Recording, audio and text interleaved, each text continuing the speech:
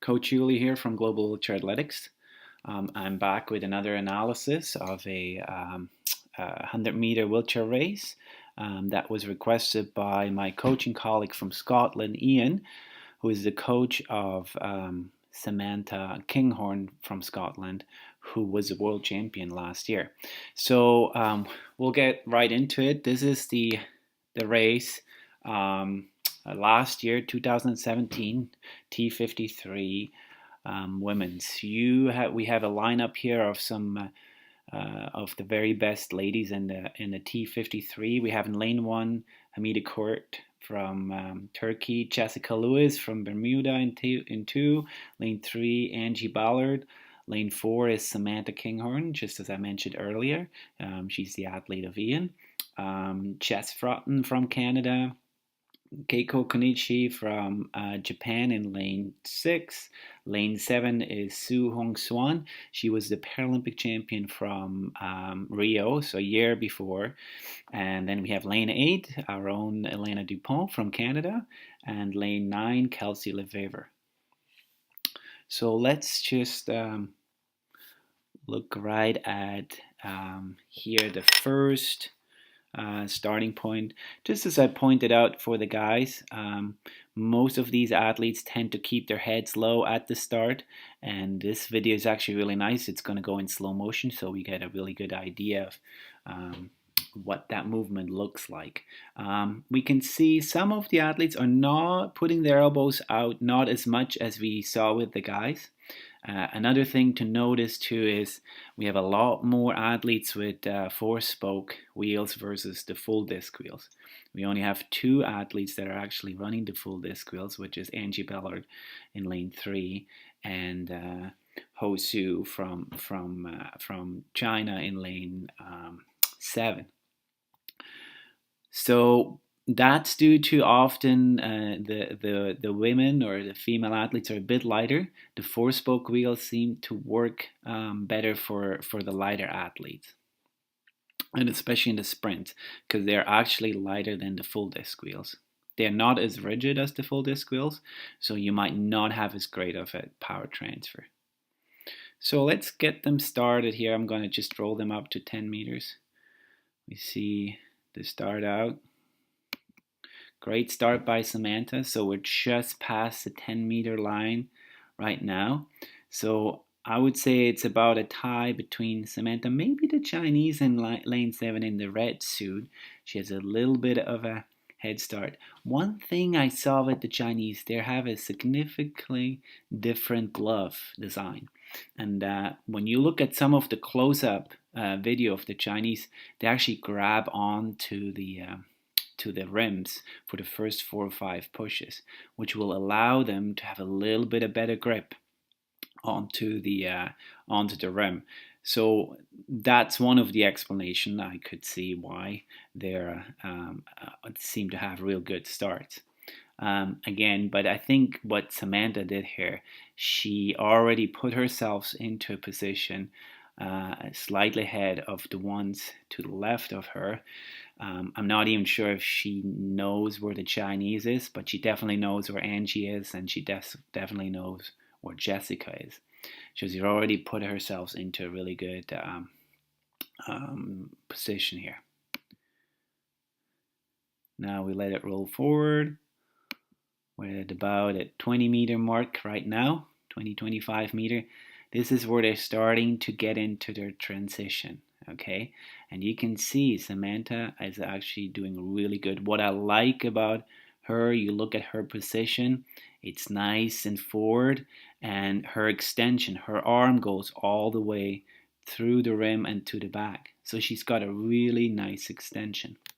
Now let's look a little bit about head positions too. You will see with the 53s, because there is no core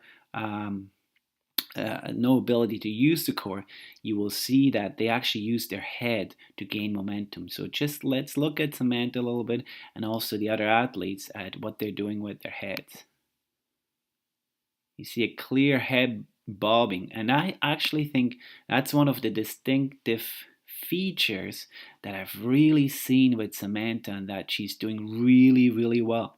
She has a good timing of when she comes with her head up and down to really use that momentum.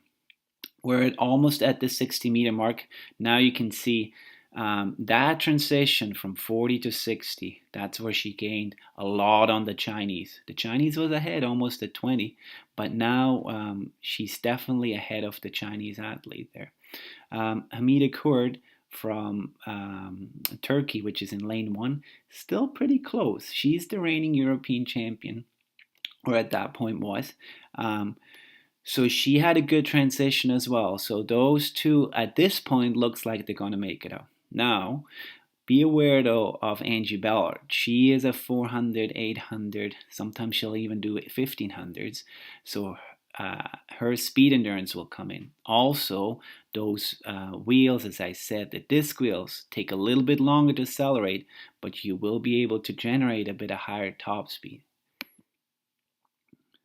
Now we're going through 70, 80 meters.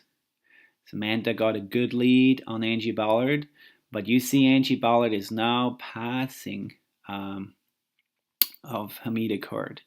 And also, I would say they're really close together, the Chinese and Angie. So those two athletes are having a greater top speed than the athletes in lane 1 and 2, Jessica Lewis from Bermudas, who also here had a really good start, and she's right in there. I mean, at this point, she's still in medal contention.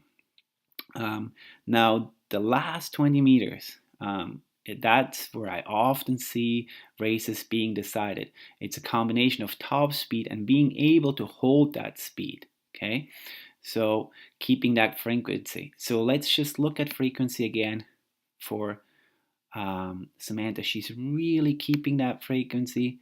Good timing with her head. Good extension here. Look, this is a beautiful picture. You can see the extension right through her whole arm and her head. And that keeps her momentum going. And that's how she can be so fast. Angie Ballard, pretty good too. With Hamida Kurd, you can see head is starting to fall a little bit down and the arms don't swing up as high anymore. And that's where the Chinese comes. And you will actually see the Chinese athlete at the very end. She gets Hamida Kurd. Okay, so it's really important for the athletes to go all the way through and have that great extension and keeping that top speed. All in all, of course, Ian, I think Samantha obviously had a really great race here. She came off, if I believe, right, of a 200-meter win right before this. Although she wasn't 100% sure when she got into the finish here, I think, that she won that race, but she was pretty happy after. So great job. There's really not much I could change or say. Let's just go, and I believe there's a front view. Maybe one little thing, if we go back here again, I saw a little bit of correction here at the end. You see that? Like little correction with her front wheel. Now that's probably, she's, like I said, she's got quite the head bumping going, so that might throw her off with the front wheel. But really nice correction. She obviously knows how to make those little corrections without losing the speed right through there. Yeah, you see there another just little correction, might have gone a little bit to the left, a bit too early, or it can be as minimal as pushing a little bit harder on the right side. That will throw you off. Great race, really awesome to watch. Let's just go through it once more in real time. I actually did a quick frequency count with my stopwatch there, and I had her around 135 for Samantha, and that's just where you look at Angie Ballard, she's probably at 130. So 135 frequency to maybe even 140 at points. Here again, Samantha Kinghorn, Angie Ballard, Su Hong Xuan. They're all going under 17 seconds, and that's what's needed if you wanna be in the top there. Okay, hope you guys enjoyed, and I will be back with some more content.